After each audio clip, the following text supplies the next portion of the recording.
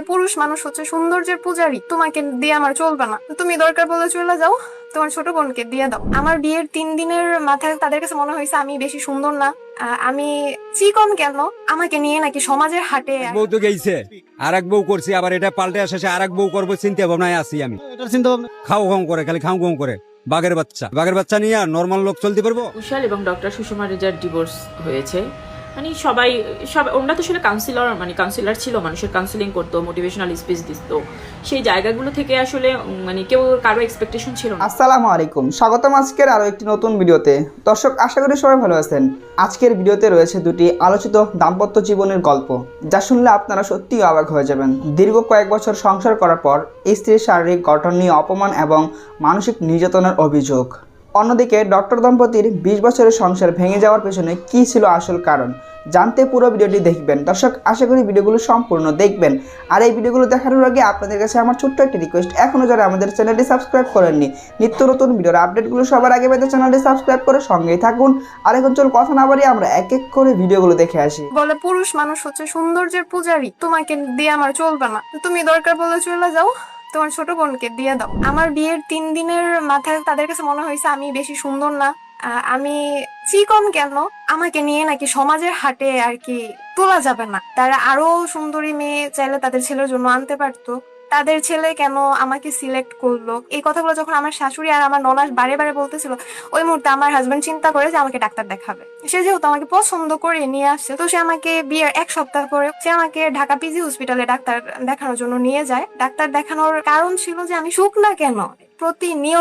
প্রতিনিয়ত আমার শাশুড়ি ননাস শুধুমাত্র আমার বাহ্যিক সৌন্দর্য নিয়ে, আমার বডি ফিটনেস নিয়ে ওকে মানে বাজে কথা বলতো। আর আমার হাজবেন্ড ওই মুহূর্তে তাদের মানে কথার কোনো উত্তর দিত না, প্রতিবাদ করতো না, অনেক বেশি বাজে কথা বলতো, যেটা আমি নিতে পারতাম না। এগুলা বলে বলে মানে আমার হাজবেন্ডের মাথাও নষ্ট করে ফেলতো। মানে ওদের কথা শুনে শুনে এক পর্যায়ে আমার হাজবেন্ডও বলতে শুরু করছে যে তার বসের বউ সুন্দর দেখতে, তার বসের বউ সুন্দর, পাশের বাড়ির ভাবি সুন্দর, নিচতলার সাদিয়া সুন্দর, এই টাইপের কথাগুলো আমাকে বলতো। আমি যখন আমার বান্ধবীদের সাথে কথা বলতাম, আমার হাজবেন্ড বলতো যে আল্লাহ তোমার বান্ধবী কত সুন্দর। আমার চোখে কি আগে ওইটা পড়লো না? এরপর আমার ছোট বোনকেও ছাড়া হয়নি, আমাকে বলে যে তুমি চলে যাও বাপের বাড়ি, তোমার ছোট বোনকে পাঠায় দাও। পরে এক পর্যায়ে আমার শাশুড়ি আমাকে বলে যে তুমি আমাদের ছেলের সঙ্গে রাতে ঘুমাইতে পারবে না, এক বিছানায় শুইতে পারবে না। এটা নিয়ে কোনো কিছু সে বলে নাই, যে হচ্ছে কেন আলাদা ঘুমাবো বা কেন এই টাইপের কোনো কথা তার মাকে সে বলে নাই। তারপর হচ্ছে একই রুমে সে বিছানায় ঘুমাইতো আর আমি হচ্ছে নিচে অথবা সোফার মধ্যে আমি ঘুমাইতাম। এর মধ্যে যখন তার আমাকে প্রয়োজন হইতো তখন শুধুমাত্র সে আমাকে তার কাছে বিছানায় ডাকতো, এছাড়া আমি সোফায়। এভাবে করে হচ্ছে বেশ কিছুদিন পার হয়। এক পর্যায়ে মানে আমি দেখতে পারি যে হচ্ছে সে উকিলের সাথে কথাবার্তা বলতেছে, কাগজপত্র রেডি করতেছে, সে আমাকে ডিভোর্স দিয়ে দিবে। কারণ হিসেবে সে উল্লেখ করলো যে আমি দেখতে তার চোখে এখন সুন্দর না। বলে পুরুষ মানুষ হচ্ছে সৌন্দর্যের পূজারী, ঠিক আছে, তোমাকে দিয়ে আমার চলবে না, তুমি দরকার বলে চলে যাও, তোমার ছোট বোনকে দিয়ে দাও। এই কথাগুলো যখন আমি শুনলাম ওর মুখ থেকে, মানে আমি নিতে পারতেছিলাম না। আমি তো দেখতে অসুন্দর না, আমাদের বিয়ের তো খুব বেশি সময় হয় নাই তখনও, আমি যে পুরনো হয়ে গেছি এরকমেরও না। তার আমার প্রতি কেন এতটা অনীহা, মানে আমি এই জিনিসগুলো নিতে পারতেছিলাম না। তারপর আমি নিজে থেকে বের হয়ে চলে আসলাম। আজকে 2.5 বছর হয়ে গেছে ওর সাথে আমার সবকিছু শেষ হওয়ার। তারপরেও হচ্ছে আমি কোনোভাবে মানে ওগুলো ভুলতে পারি না। আমার প্রতিনিয়ত আমার স্বামী সংসারের কথা মনে হয়। আমি আজ পর্যন্ত মুভ অন করতে পারি নাই। আমার কোনো শত্রুর সাথেও যেন এই ধরনের ঘটনা না ঘটে, যে ডিভোর্স যে বিষয়টা, আমি আমার শত্রুর সাথেও এমন হোক আমি চাইবো না। ডক্টর কুশাল এবং ডক্টর সুষমা রেজার ডিভোর্স হয়েছে। ওনারা তো আসলে কাউন্সিলর ছিল, মানুষের কাউন্সিলিং করতো, মোটিভেশনাল স্পিচ দিত। সেই জায়গাগুলো থেকে আসলে কেউ কারো এক্সপেকটেশন ছিল না যে এরকম একটা কাজ হয়ে যাবে। কিন্তু দেখেন, অনেক কিছু এক্সপেকটেশনের বাইরে হয়। তো ডিভোর্স এটা কারোরই কাম্য না, যারা দেয় তারাও কেউ চায় না। আর কারো ব্যক্তিগত জীবন আমরা জানি না, আমি এর আগের ভিডিওগুলোতে বলেছি, আমরা জানি না আসলে কি হয়, এক ছাদের নিচে কি হয়। এই জন্য ডিভোর্সের এই যে মুহূর্তটা, এটা একটা মেয়ের জন্য বা একটা ছেলের জন্য অনেক কষ্টের, বা অনেক কিছু হয়তো তারা একসাথে থাকতে পারে না বলে এরকম সিদ্ধান্ত নেয়।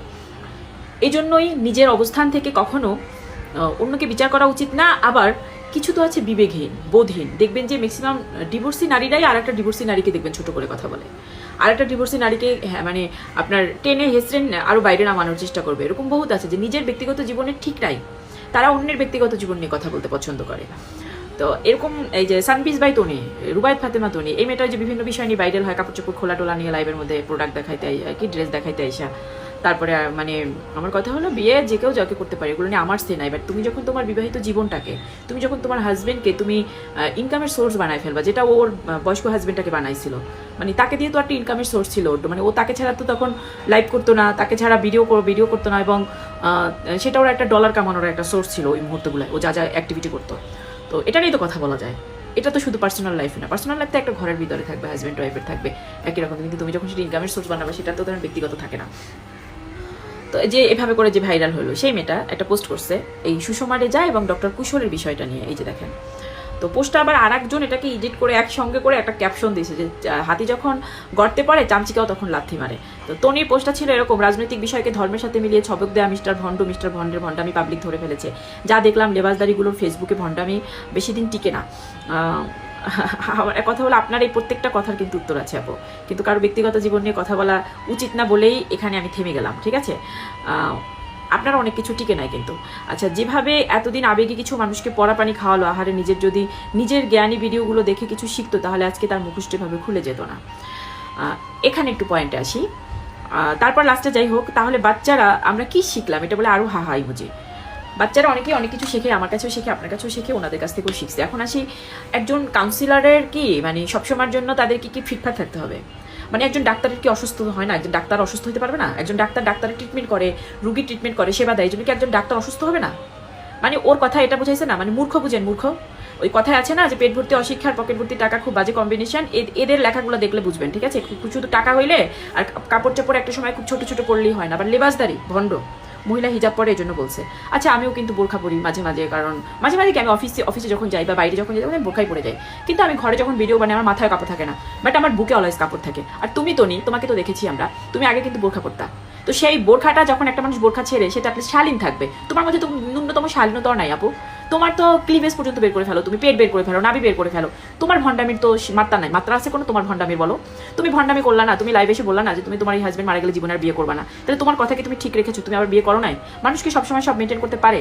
মানুষ মুখ থেকে যে কথা বলে বের করে সবসময় কি সেই কথা রাখতে পারে? সম্ভব? এটা সম্ভব না আপু। নিজের জীবন থেকে যাচাই বাছাই যদি করতা, ওই যে তুমি ওনাকে বলছো না যে নিজেদের মোটিভেশনাল স্পিচগুলো যদি নিজেদের জীবনে মানে অ্যাপ্লাই করতো, তাহলে তাদের এই দিন দেখতে হইতো না। তুমি লিখছো না, তুমি যে কথাগুলো বলো তোমার কথা থেকেই যদি তুমি অন্যকে এইভাবে বিচার করতে না, তাইলে তোমাকে আজকে এই পোস্টটাও করতে হইতো না, আর তোমাকেও তোমার জীবনে এগুলো দেখতে হইতো না। তুমি তো কম হেনস্থা হও নাই তোমার এই কথার কারণে। তো কথা হলো, যে বাচ্চারা কি শিখলা, বাচ্চারা তোমার কাছ থেকে যেমন ওই যে তৃষা আর কি জানি মুস্তাক তুমি উইরা আসো পাখি কি জানি একটা গান ছিল না, ওই মুস্তাক আর তিশার সাক্ষাৎকার দেখো না, তিশা তোমার কাছ থেকে কি শিখছে? তিশা স্পষ্ট বলছে, আমি মুস্তাককে ভালোবাসি এবং এত বয়স্ক একটা মুস্তাককে আমি বিয়ে করার সাহস পাইছি তনিকে দেখে, কারণ তনিও একটা বয়স্ক লোককে বিয়ে করে সে এভাবে সমাজে প্রতিষ্ঠিত হয়েছে, এই জন্য আমি সাহস পাইছি। তোমাকে দেখে এই সমাজ এটা শিখেছে, তোমাকে দেখে কিছু মেয়ে কাপড় খোলা শিখেছে, তোমাকে দেখলে এগুলো শেখা যায়। আবার এই মহিলাকে দিয়ে কি শেখা গেল যদি এখন বললা? কথা হলো, একজন মোটিভেশনাল স্পিকার তার জীবনে যে ঘটনাগুলো ঘটে সেখান থেকে কিন্তু মানুষ শিখে। তুমি এখন লাইভে এসে মানুষকে বলো না আপুরা এটা করেন ওটা করেন, নিজেকে ভালোবাসেন, নিজেরা নিজের পায়ে দাঁড়ান, কর্মসংস্থান বৃদ্ধি করতেছো। তুমি কেন মোটিভেশনাল স্পিচ দিচ্ছ? এখন তোমার জীবনে এই সময়টা তুমি সাফার করছো বলে তুমি এই স্পিচ দিতে পারতেছো, কারণ তুমিও কিন্তু ডিভোর্স হয়ে আসছো। অর্থাৎ তোমার তো বোঝা উচিত ছিল একটা মেয়ের জীবন থেকে ডিভোর্সের পরে একটা মহিলার ওই সময় ডিপ্রেশন বা ওই সময় মেন্টালিটি কি থাকতে পারে। তো তুমি কিভাবে ছোট করে একটা মানুষকে কথা বলো? আর যখন একটা জিনিস সমাজের কাছে দায়বদ্ধতা থাকে তখন সেটা নিয়ে কথা বলতে হবে, কারণ তুমি যে জিনিসগুলো করেছিলা সেগুলো সমাজের কাছে দায়বদ্ধ ছিল, শুধু তোমার পার্সোনাল ছিল না। কারণ তোমার ব্যক্তিগত জীবন থাকলে সেগুলো নিয়ে আমরা কেউ কথা বলতাম না, বলা উচিত না। কারণ আসল ম্যাচুরিটি হলো এটা যে মানুষের পার্সোনাল লাইফ নিয়ে কথা না বলা। কিন্তু যেই পার্সোনাল লাইফ সমাজের ইফেক্ট করে, যেমন তোমার পার্সোনাল লাইফ সমাজ ইফেক্ট করেছে, এবং তুমি আর একটা মানুষকে নিয়ে বলতেছো, এই মানুষটা এই লাইফে সাফার করছে বলেই সে আজকে মোটিভেশনাল স্পিচ দিতে পারছে, এটাই জেনুইন। তার মানে কি একজন কাউন্সিলর তার জীবনে মানে তাকে কি ফেরেশতার মতো থাকতে হবে নাকি? তাদের 20 বছরের সংসার, তারা তো যথেষ্ট সম্মানের সহিত তারা ডিভোর্স নিয়ে চলে গেছে, সম্মানটা নষ্ট হয়ে গেছে বলে সম্মান নিয়ে ফিরে আসছে, এটাই হলো জেনুইন। তো এখন সিঙ্গেল মাদার বা এরকম সিঙ্গেল ফাদার অনেক থাকতে পারে, তার মানে এই না যে সে ওই কাউন্সিলর হয়েছে যেন তার জীবনে এটা আসতে পারবে না। একটা ঘরের ছাদের নিচে কি হয় আমরা কেউ জানি না, কখনোই জানি না। এই জন্য ওটা নিয়ে যারা কথা বলে এদের মেন্টালিটি এত বেশি আমি কি বলবো, এদেরকে আসলে তুলনা করার কিছু নেই। এরাই হলো এদের মস্তিষ্কে সেরোটোনিনের পরিমাণ অলায় 40% কম। না আছে বিবেক, কারণ ওই যাদের না আছে বিবেক আর তারা যে কোনো জায়গায় কাপড়ও খুলতে পারে আপু, যেটা তুমি করো, তুমি বিগত দিনে করেছো। অতএব তুমি মানুষের পার্সোনাল লাইফ নিয়েও কথা বলতে পারো, কারণ তুমি মানুষের বডি শেমিং করতে পারছো। তুমি বাড়ির সাহেবকে কম কথা শোনাও নাই। তুমি এগুলো বলে বলে আবার নিজেই গিয়ে পরে বলো আমি এটা করি না, আমি এটা বলতে পছন্দ করি না, আমি ওটা করি না। তুমিই সব বলো, বরং নিজের ভিডিওগুলো তুমি নিজে দেখো। ওনাদেরকে না দেখতে বলে নিজের ভিডিওগুলো আগে নিজে দেখো, যে তুমি কি কি বলো, পরে কি কি করতেছো তুমি। এক বউ তো গেইছে, আর এক বউ করছি, আবার এটা পাল্টে শেষে আর এক বউ করবো চিন্তা ভাবনায় আছি আমি। চিন্তা ভাবনা খাও খাও করে, খালি খাও খাও করে। বাঘের বাচ্চা নিয়ে নর্মাল লোক চলতে পারবো? আমরা তো সরল সোজা লোক, ঠিক আছে? তাহলে দিনের পর দিন চেঞ্জ করবেন এরকম? শেষ করবো, একটা নিয়ে করলাম 27 বছর সংসার, হ্যাঁ মনে করো শেষে, এখন শেষে আইছে, মানে আর শেষ। আর একটা ওই যে কবুল কয়ে আইছি, মানে এটা থেকে আরো ভাইরাস, এটাও বাদ দেবো, আর একটা করবো। বউয়ের সাথে আসলে গ্যাঞ্জামটা হয় কি নিয়ে? গ্যামজাম হয় টাকা পয়সা, নানান লোভ, ঠিক আছে? স্বামীকে কেমনে ছোট করব? আপনি যে আমার হাজবেন্ড, আপনার 10 জনের কাছে কেমনে ছোট করব? সব আনতেছি, আবার বলতেছে কি আনো নাই, নাই নাই নাই নাই, কাউ কাউ কাউ। আর নাই কি, এটা তো পুরুষ পোলার মাথা হ্যাং হয়ে জায়গা, নাই শুনলে মাথা হ্যাং। মানে সমুদ্র বঙ্গোপসাগর আছে না, এখানে যতই বালু ফেলান কাম হবে না, বাপের বাইত নিয়ে যায়। বাপের বাইত পটলা, কি বোনের কাছে পটলা, ভাউজের কাছে পটলা। 5 কেজি চাউল, 5 কেজি আলু, 5 কেজি তরকারি, 50 কেজি চাউল নিলাম, এরপরও তো হয় না, না শব্দ করলো। আপনার কাছে কইলো আপনার ভাইয়ে বাজার হাট করে না, কেন করে না? মানে ভাইয়ে বাজার হাট ঠিকই করতেছে, ভাবি খাইতেছে আর কইতেছে করে না। ওই আর এক ঘরে 5 কেজি চাউল বেচে লাইলো, 50 কেজির 5 কেজি বেছিল, আর একদিন 5 কেজি বেছিল, 10 কেজির টাকা হইলো 600, বারবার নাকি জমা দিল, কি ভাইয়ের কাছে জমা দিল। দর্শক আশা করি ভিডিওগুলো সম্পূর্ণ দেখেছেন। এই ভিডিও সম্পর্কে যদি আপনার কোনো মতামত থাকে তাহলে অবশ্যই কমেন্ট করে জানাবেন। ভিডিওগুলো ভালো লাগলে অবশ্যই লাইক করবেন। দেখা হচ্ছে পরবর্তী কোনো ভিডিওতে, সেই পর্যন্ত সবাই ভালো থাকবেন, সুস্থ থাকবেন। আল্লাহ হাফেজ।